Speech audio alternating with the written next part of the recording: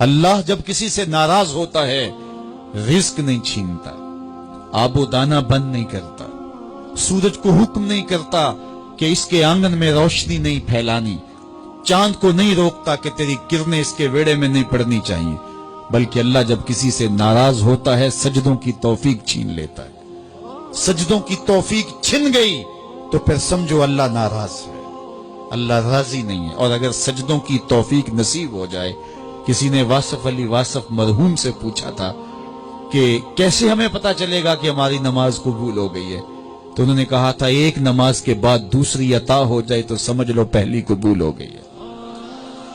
تو نمازوں کا نصیب ہونا یہ اللہ کی رضا اور اللہ کی خوشنودی کی دلیل ہے، اور سجدوں کی توفیق کا چھن جانا یہ اللہ کی ناراضگی کی دلیل ہے۔ میں اور آپ دیکھیں کہ ہم کہاں کھڑے۔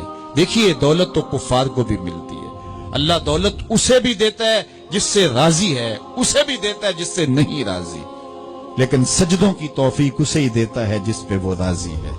تو 5 گانا نماز شعار زندگی بنا لیجئے، نماز قضا نہ ہونے پائے۔ قیامت کے دن بے نمازی اس صف میں کھڑا ہوگا جس صف میں نمرود کھڑا ہوگا، جس صف میں حامان کھڑا ہوگا، قارون کھڑا ہوگا، شداد کھڑا ہوگا۔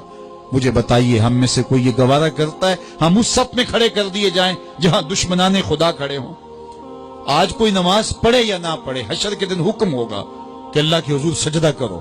ہر کوئی سجدہ کرنا چاہے گا، جو نہیں پڑھتا وہ بھی کرنا چاہے گا، لیکن بے نمازی کی کمر اکڑ جائے گی، وہ آرزو رکھنے کے باوجود سجدہ نہیں کر پائے گا۔ قرآن بتاتا ہے کچھ لوگ جہنم کو دھکیلے جا رہے ہوں گے، انہیں کچھ لوگ پوچھیں گے ما سلککم فی سقر، تم جہنم کو کیوں جا رہے ہو، کیا ہوا تمہیں؟ تو وہ جواب میں کیا کہیں گے؟ لم نک من المصلین، ہم نماز نہیں پڑھا کرتے تھے۔ سب سے پہلا حساب قیامت کے دن جو بندے سے لیا جائے گا وہ نماز کا لیا جائے گا۔ پہلا سوال بندے سے یہ ہوگا۔ یا چڑیاں بھی رب کی تسبیح بولیں اور اشرف المخلوقات سویا رہے، جب صبح کا وقت ہوتا ہے حشرات الارض بھی بلوں سے نکل کے رب کی تقدیس کے ترانے پڑھ رہے ہوتے ہیں۔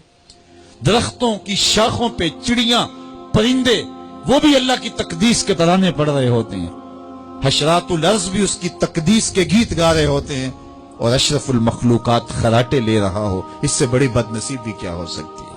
آئیے 5 گانا نماز شعار زندگی بنا لے۔ اس مجلس میں اگر کوئی بے نمازی ہے تو آج عزم مصمم کر کے یہاں سے لوٹے کہ آج کے بعد نماز نہیں چھوڑوں گا۔ اور اگر آپ 5 گانا نماز کی عادت رکھتے ہیں تو آپ کو مبارک ہو، لیکن یہ عزم کر کے جائیے اپنے گھروں میں، اپنے اعزاء و اقرباء اور اپنے دوستوں میں اس زور سے تلقین اور تاکید کریں گے نماز کی کہ وہ پکے نمازی بن جائیں گے۔ بندہ بندگی سے سجتا ہے، زندگی آمد برائے بندگی، زندگی بے بندگی شرمندگی۔ اگر زندگی میں بندگی نہیں تو زندگی کے پلے ہے کیا؟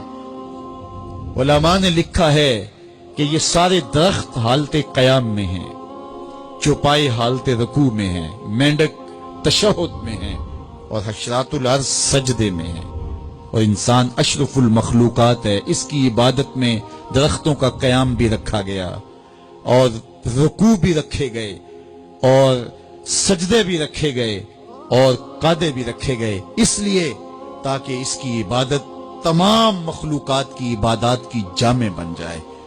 لیکن اس کے باوجود اللہ کے حضور سجدہ ریز ہونا پسند نہ کرے تو بتائیے کیسے رحمتیں اس کے اوپر اتریں گی؟ خوش نصیب تو وہ ہیں جو 5 گانا نماز ادا کرنے کے بعد تہجد بھی قضا نہیں ہونے دیتے، سجدوں سے اللہ کے حضور حاضری پیش کرتے ہیں۔ سب سے زیادہ بندہ اللہ کے اس وقت قریب ہوتا ہے جب سجدے میں سر رکھا ہوا ہوتا ہے۔ انسان کے اشرف اعضاء اس کے سر میں ہیں، بولنے کی قوت زبان سر میں، دیکھنے کی قوت آنکھیں سر میں، سونگنے کی قوت ناک سر میں، چکھنے کی قوت زبان سر میں، سننے کی قوت کان سر میں، سوچنے کی قوت دماغ سر میں، اور سر مالک کے در پہ۔ ناک بھی رگڑ رہا ہے، پیشانی بھی رگڑ رہا ہے، اور زبان سے کیا کہہ رہا ہے؟ سبحان ربی الاعلی، مالک مجھ سے نیچے کوئی نہیں، تیرے سے بالا کوئی نہیں۔